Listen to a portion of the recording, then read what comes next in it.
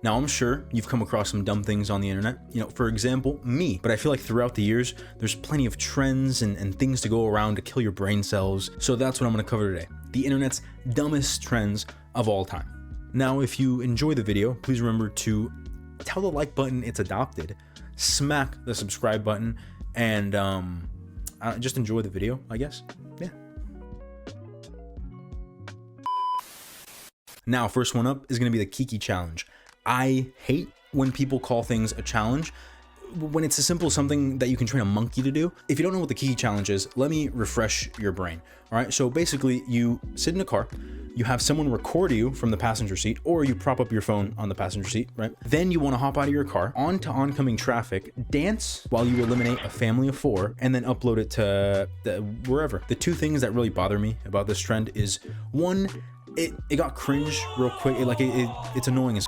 2, it's not a challenge. Look, I hate when people call things a challenge when it's the simplest thing known to man, the simplest thing of all time, and then someone calls it a challenge because they recorded it. Nah, see, drunk driving's a challenge.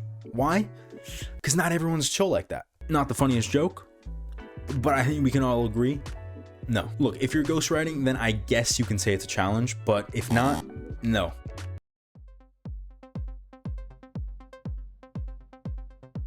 Next up, the Harlem Shake. This is one of the most influential, one of the greatest trends to ever hit the internet. It was something that everyone could get behind. Yeah, it was stupid, but it was meant to be stupid. It was meant to be some dumb thing. People from all across the world were doing it, from office buildings to schools, everyone was doing the Harlem Shake. And the great thing is that if you had a camera and some friends, you're set. All right, now this ain't some little TikTok dance you see nowadays. No. This was the dance. This wasn't like a little, oh, let's set up a camera, this and that. No. People rescheduled their weeks for this. Maybe not weeks, but you know what I mean. Now, the actual Harlem Shake itself was created by Al B from, a man from Harlem, but the person who made it popular, the person who elevated it to the next level, Joji, Filthy Frank, Pink Guy.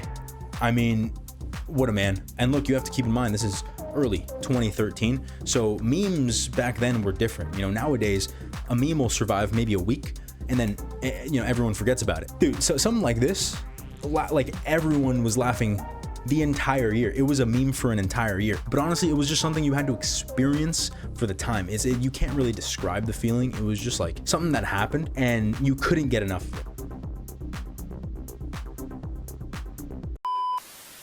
Now, the next one is another old one. It's gonna be the cinnamon challenge. I think everyone's kind of heard about this or done this probably. It was started by some girl named Glozell Green or whatever. Basically, she recorded herself in her kitchen with not just a spoon. No. She grabbed a ladle, a ladle, like for soup and pours, mind you, a hefty amount on there, and then this happens.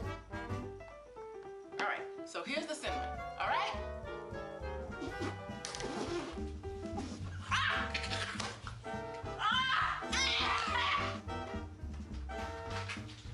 Y'all got me.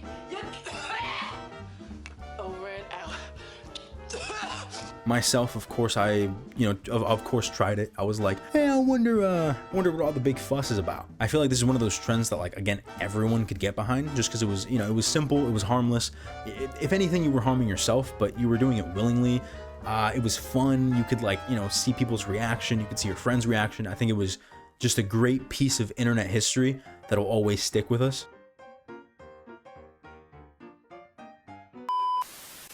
Now, in our number 4 spot, it's gonna be Tide Pods. I don't think I have to say too much, but I'll say a bit. Holy shit, are people stupid these days? I, myself, would never think to put laundry detergent in my mouth and then swallow it. Hey, yo! I'd put something else, I make them at night. Anyway, the stupidity of people these days is quite it's insane. Not only that, but it was also called a challenge.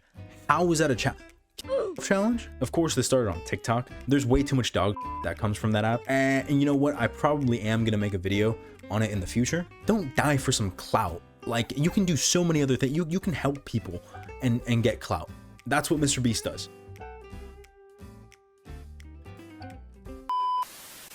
Now, at number 5, Ice Bucket Challenge. This one, I think everyone has heard about it. Everyone knows. It was really a different time on the internet. You know, from Donald Trump to Bill Gates, you know, everyone was doing it. And I think one of the best things to come from the ALS Ice Bucket Challenge is when 50 Cent called out Floyd Mayweather. If you want to take a look. This is a special ASLELS challenge for you, Floyd. If you can read one full page of a Harry Potter book, nigga, I'll give $750,000 to whatever charitable organization you want to. Fuck the bucket of ice, man. It was a great trend because I feel like it brought light to a pretty bad disease. What was the disease? It basically turned you into Stephen Hawking. But obviously not everyone cared about the disease. Some people just wanted to get their clout up. Some people, just wanted to do it for fun. And this is one of those trends that people just had fun with. No one really got hurt. I mean, of course, people exaggerated the out of a small bucket of ice. I feel like this is one that everyone kind of loved to see because you can see your favorite celebrity, you can see your favorite YouTuber, whatever, just doing it for fun and raising awareness, raising money. Now, the last three I saved for the very end because these are the trends that transcended things. Well, I mean, obviously, okay, basically, these are the best. These are the ones that I hold near and dear to my heart because they're super duper cool or super duper just random and funny. If you weren't around when the killer clowns were roaming around, you're missing out, dude. It was a time in history. It was 2016, summer of 2016. I think one of the greatest years to ever exist. And guess what? People decided to dress up as clowns, roam around, and scare people. Honestly, it doesn't matter how old or young you were. Everyone heard about it. The news was covering it. Your favorite YouTubers were covering it. Everyone knew about it. I remember being scared to go out and you just didn't know what was going to happen because you knew it was kind of a joke, but at the same time, you also knew some people are kind of crazy. In the beginning, everyone was kind of scared of these clowns just because we didn't know if they were actually about it or not, but really they're just some bitches. I remember I was always scared of a clown just jumping out and stabbing me, but then I remembered I had a lot of fat, so I was pretty well protected. The cool part was after the initial scare, no one really, some people stopped giving a fuck and they just went out and decided to hunt clowns, either running them over or actually beating the shit out of them, which was, in my opinion, one of the funniest things to come. These clowns are trying to scare people and then nah. I feel like the best thing would have been to beat the clown up, tie it up, and then have you and a bunch of your boys just piss on it. I don't know, and then record it and then send it to their family.